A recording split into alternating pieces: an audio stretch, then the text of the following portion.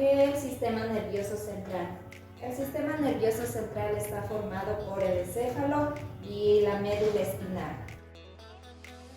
El encéfalo. El encéfalo es un órgano muy importante que se encuentra dentro de la cabeza. Controla todas las funciones del ser humano, como es decir, el pensamiento, la memoria, las emociones, el tacto, las destrezas motrices, la visión, la respiración, la temperatura, el apetito y todo el proceso que regula nuestro cuerpo. También está formado por miles de millones de neuronas que están protegidas por el cráneo. El encéfalo está formado por el cerebro, el cerebelo y el bulbo raquídeo. El cerebro es el órgano encargado de recibir e interpretar las innumerables señales que envía desde el organismo y el exterior. Nuestro cerebro tiene dos hemisferios o dos partes, cada una independiente. Sí, el cerebro controla todas las funciones, los movimientos voluntarios, el habla, la inteligencia, la memoria, las emociones y procesa toda información que recibe a través de los sentidos.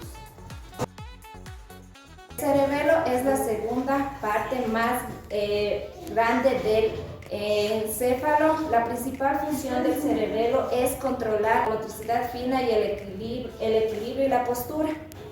El cerebelo evalúa cada movimiento de manera subconsciente. También envía las señales al cerebro indicando los movimientos musculares que ajustan a nuestra posición para mantenernos firmes. El tronco encefálico, también conocido como tallo cerebral, es una región cilíndrica del cerebro. Constituye la mayor ruta de comunicación entre el encéfalo y la médula espinal. Está formado por el diencéfalo, el mesoencéfalo, el puente y el bulbo raquídeo. Está formado en su interior por sustancia gris y sustancia blanca. Tiene forma de tronco y se ubica en la parte inferior del encéfalo. Representa la conexión entre el cerebro y las terminaciones nerviosas de la médula espinal.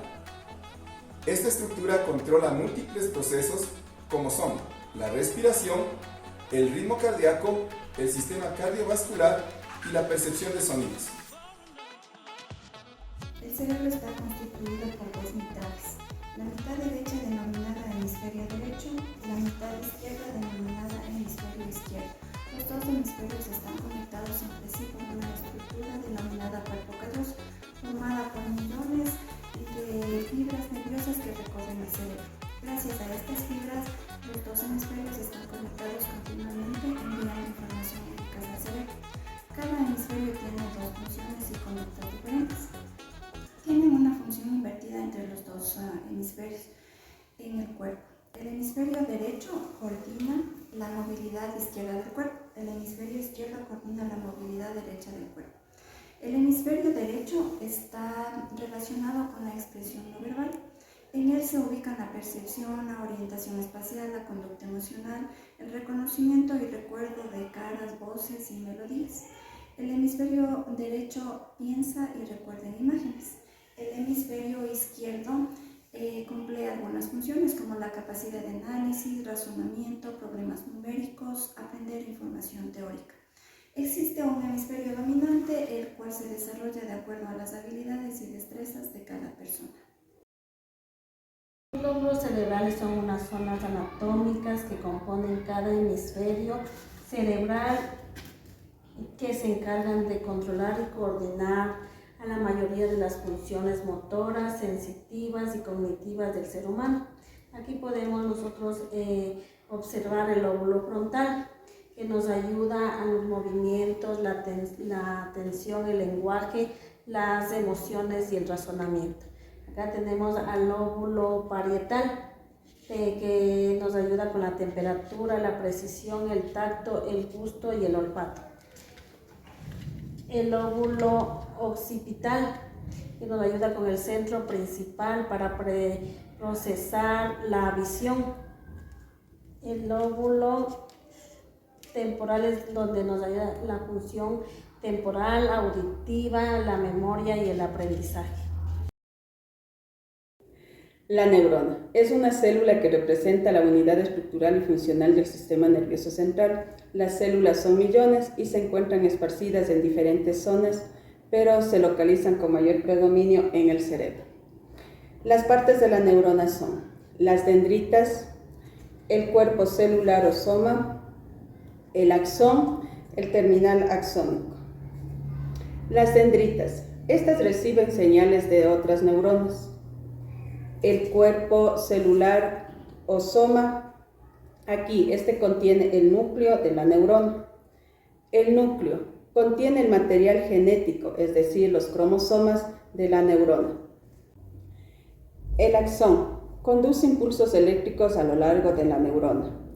La vaina mielina, esta aísla al axón para proteger la neurona y acelerar el proceso de transmisión de impulsos eléctricos. El terminal del axón, este transmite señales eléctricas y químicas a otras neuronas y células efectoras. También tenemos el cono axónico. La célula de Schwann, células de soporte de las neuronas. Esta elimina los desechos de otras células y guía el crecimiento de los axones.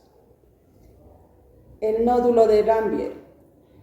No hay célula de Schwann y por ende no existe mielina en esta parte.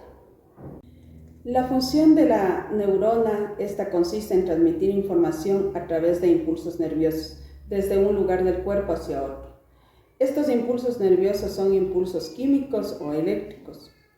Este impulso viaja siempre en el mismo sentido, llega a la neurona y a través de las dendritas se procesa en el soma y posteriormente se transmite al axón, el cual comunica con las dendritas de la siguiente neurona para hacer interconexión. Relación de la estructura y funciones del cerebro con la neurodidáctica y la neuropsicología.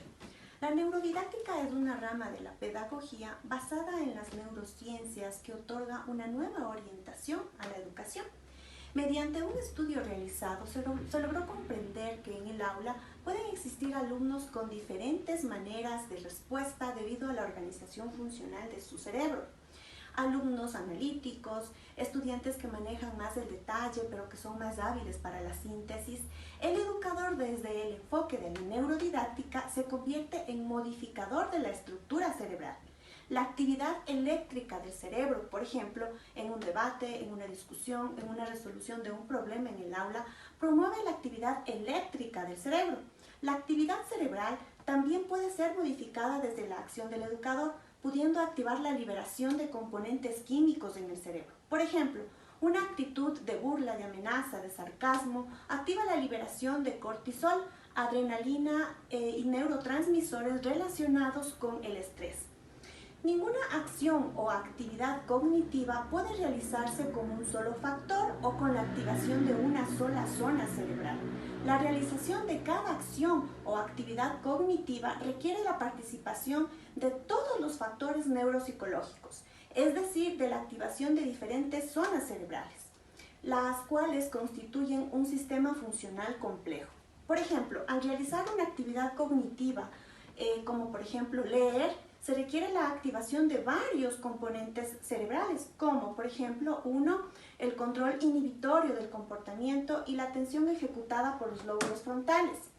2, el análisis visual, que permite el reconocimiento y discriminación de los grafemas y palabras, actividad ejecutada por el lóbulo occipital. Y 3, comprensión del sentido y signos de puntuación, ejecutado por los lóbulos frontales. Hasta aquí nuestra participación. Gracias.